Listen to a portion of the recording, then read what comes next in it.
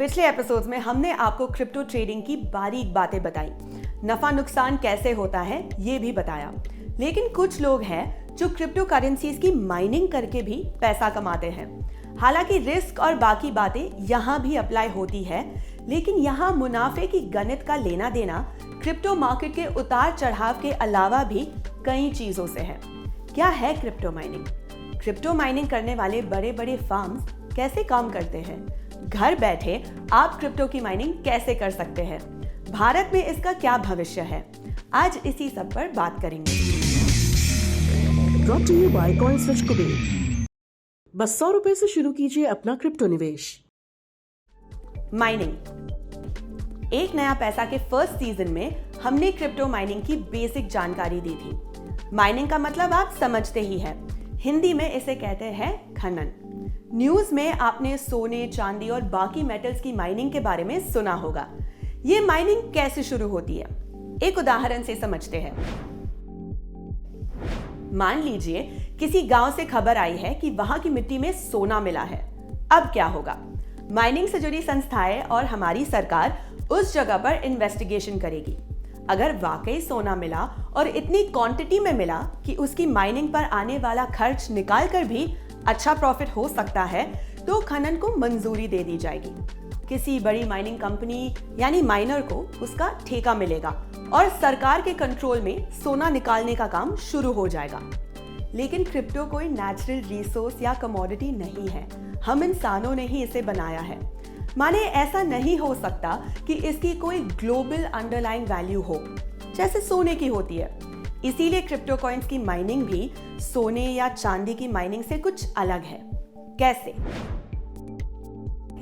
Crypto mining जरा तीसरे episode को रिकॉल करिए। हमने आपको बताया था कि किसी क्रिप्टो करेंसी से ब्लॉकचेन से जुड़े जितने भी नोड्स होते हैं उसमें कुछ माइनर्स होते हैं जो ब्लॉकचेन पर हो रहे ट्रांजैक्शंस को वेरीफाई करने का काम करते हैं। इसी वेरिफिकेशन के काम को दरअसल क्रिप्टो कॉइन की माइनिंग कहा जाता है। एक माइनर जैसे जैसे और जितने ट्रांजैक्शंस का वेरिफिकेशन करता जाता है उसी हिसाब से उसे प्रूफ ऑफ वर्क मिलता जाता है। प्रूफ ऑफ वर्क यानी कि वेरिफिकेशन वाली मुश्किल मैथमेटिकल पजल्स को सॉल्व करने पर मिलने वाला रिवॉर्ड। और ये रिवॉर्ड मिलता किस फॉर्म में है? जवाब है वही क्रिप्टो करेंसी जिसकी ट्रांजैक्शन को वेरीफाई किया जा रहा है। मिसाल के तौर पर एक बिटकॉइन माइनर जब बिटकॉइन के ट्रांजैक्शंस को वेरीफाई करता है तो असल में वो नंबर ऑफ हैशेस या आसान भाषा में कहे तो बिटकॉइन के छोटे छोटे पीसेस इकट्ठा कर रहा होता है जो आखिर में मिलकर एक पूरा बिटकॉइन बनाते हैं। यही इस माइनर की कमाई होती है। अब सवाल है कि कितने कॉइन्स बनते हैं? इसका जवाब इस बात पर डिपेंड करता है कि माइनिंग का आपका तरीका क्या है। आप एक बड़ा सा माइनिंग फार्म चला रहे हैं जहां हजारों ASIC माइनर्स का इस्तेमाल हो रहा है, या GPU माइनिंग रिंग्स का इस्तेमाल कर रहे हैं, या फिर अपने PC अथवा मोबाइल पर माइनिंग कर रहे हैं। मोटा मोटी कहे तो क्रिप्टो कॉइन्स की माइनिंग बिजनेस की रेंज बहुत बड़ी है। इसमें आने वाले खर्च, होने वाली कमाई, बिजली की खपत, काम करने वाले लोगों का नंबर बहुत कम से लेकर बहुत ज्यादा तक हो सकता है। तो चलिए माइनिंग के इन तरीकों को समझते हैं। Mining farms. चीन में क्रिप्टो करेंसी और उसकी माइनिंग पर बैन है। यहाँ चोरी छिपे बिटकॉइन माइनिंग होती थी। पहाड़ों पर बिटकॉइन माइनिंग फार्म्स बनाए गए थे। फिर चीन की सरकार ने सख्ती बढ़ाई तो यहाँ के माइनर्स कजाकिस्तान, रशिया और अमेरिका चले गए, जहाँ काफी बड़े माइनिंग फार्म्स में बिटकॉइन की माइनिंग होती है। दुनिया की सबसे बड़ी क्रिप्टो माइंस में एक नॉर्थ कजाकिस्तान में है। 15 हेक्टेयर जमीन पर बनी इस माइन में 8 वेयर हाउस हैं जिनमें 50,000 कंप्यूटर्स लगे हैं। इसी तरह अमेरिका के टेक्सास में भी रायट ब्लॉकचेन नाम के एक बड़ी बिटकॉइन माइनिंग कंपनी है। इन माइनिंग फार्म्स में सैकड़ों फीट लंबी रैक्स में एक के बाद एक हजारों माइनिंग रिंग्स लगे होते हैं। इन्हें ASIC माइनर्स कहा जाता है। फुल फॉर्म है एप्लीकेशन स्पेसिफिक इंटीग्रेटेड सर्किट्स। इनका काम होता है बिटकॉइन ट्रांजैक्शन की मुश्किल मैथमेटिकल पजल्स को सॉल्व करना और उनके हैश को बिटकॉइन की ब्लॉकचेन पर फीड करना। जिसके बदले में इन्हें रिवॉर्ड मिलता है। यहाँ एक खास बात यह भी है कि वक्त के साथ बिटकॉइन माइनिंग से मिलने वाला रिवॉर्ड कम हो रहा है। मोटा मोटी कहे तो हर 4 साल में आधा। 2009 में जब बिटकॉइन अस्तित्व में आई, उस वक्त एक ब्लॉक की माइनिंग से 50 बिटकॉइन का रिवॉर्ड मिलता था। उसके बाद 2012 में 25, 16 में 12.5 और 2021 में 6.5 बिटकॉइन का रिवॉर्ड मिला। और ये 6.5 बिटकॉइन की माइनिंग भी बड़े माइनिंग फार्म्स ही कर सकते हैं। किसी अकेले कंप्यूटर को इतने बिटकॉइन की माइनिंग में सालों लग जाएंगे। दूसरा ये भी है कि बिटकॉइन के फाउंडर सातोशी ने कुल 2.1 करोड़ बिटकॉइन की ही लिमिट तय की थी। इससे ज्यादा बिटकॉइन नहीं बनाए जा सकते, जिसमें से 1.9 करोड़ बिटकॉइंस की माइनिंग हो चुकी है और बाकी बचे 20 लाख बिटकॉइन की माइनिंग इतनी मुश्किल है कि इसमें अभी करीब 20 साल का वक्त लग सकता है। Energy consumption. बिटकॉइन माइनिंग में काफी बिजली खर्च होती है।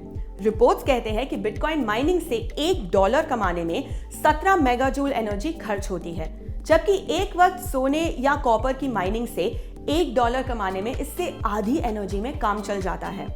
माइनिंग कंपनीज में लगे ASIC माइनर्स करीब 3000 वॉट एनर्जी कंज्यूम करते हैं, जबकि साल 2017 में लगाए गए S9 माइनर्स इससे आधे से भी एनर्जी लेते थे।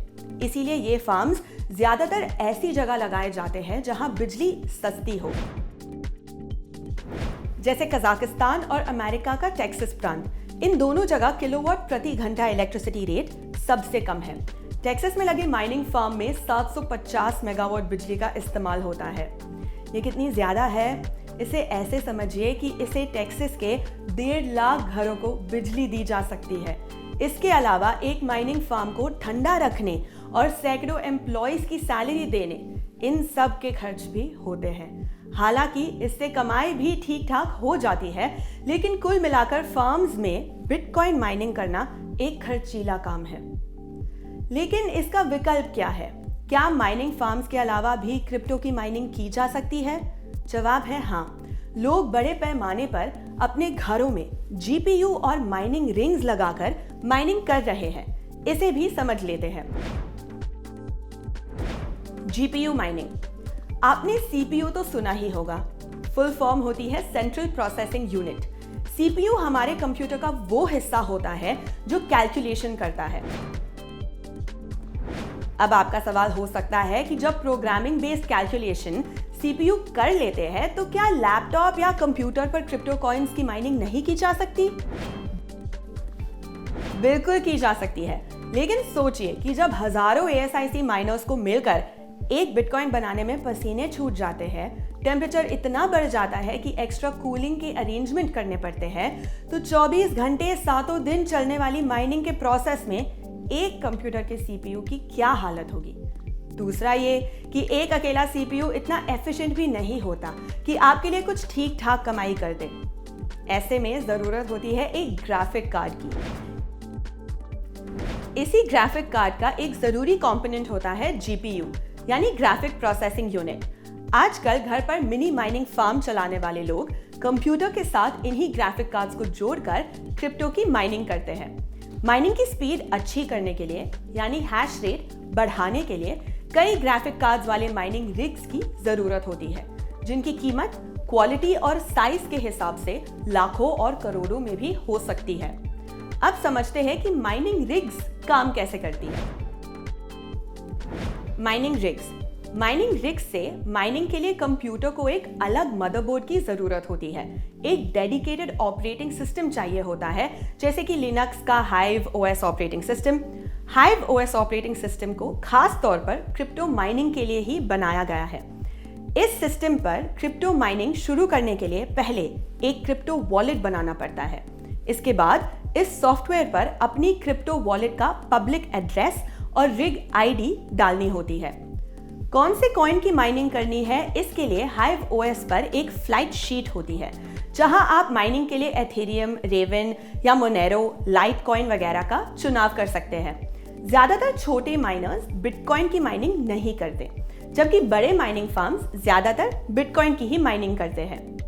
अगला स्टेप होता है अपने ऑपरेटिंग सिस्टम को ओवरक्लॉक करना। ओवरक्लॉकिंग का मतलब होता है ग्राफिक कार्ड को ट्यून करना, यानी ये तय करना कि ग्राफिक कार्ड के कितने फैन चलाने हैं, एफिशिएंसी कैसे ठीक रखनी है वगैरह। और इसके बाद स्टार्ट माइनिंग का ऑप्शन मिल जाता है, जिस पर क्लिक करते ही माइनिंग शुरू हो जाती है। माइनिंग की साइकिल 4 घंटों की होती है। हर 4 घंटे में रिवॉर्ड मिलता है, उसी कॉइन की शक्ल में जिसकी माइनिंग आपने की थी। माइनिंग एफिशिएंसी को मॉनिटर करने के लिए हाइव ओएस नाम की मोबाइल एप्लीकेशन है। आपकी रिग ग्राफिक कार्ड्स की परफॉर्मेंस कैसी है, टेम्परेचर कैसा है, माइनिंग का हैश रेट क्या है, ये सारी जानकारी इस ऐप पर मिल जाती है। अब आपको जितने भी कॉइन का रिवॉर्ड मिला है, आप उसे रुपये में चेंज करके निकाल भी सकते हैं और चाहे तो वॉलेट में ही होल्ड करके उसकी ट्रेडिंग भी कर सकते हैं। प्रॉफिट क्या है? किसी भी बिजनेस में ROI यानी रिटर्न ऑन इन्वेस्टमेंट मायने रखता है, यानी कितना पैसा लगाकर आप कितना कमा रहे हैं, ये भी जरूरी है। ज्यादातर माइनर्स कहते हैं कि जितना ज्यादा इन्वेस्टमेंट है उतनी ही अच्छी माइनिंग आप कर सकते हैं, यानी अच्छी माइनिंग रिग्स करीब 1 लाख रुपए से शुरू होकर करोड़ों की भी हो सकती है। उसी रेशियो में इनसे मेगा हैश जनरेट होते हैं। हालांकि लागत और कमाई की गणित में काउंटेबल चीज बिजली की खपत है।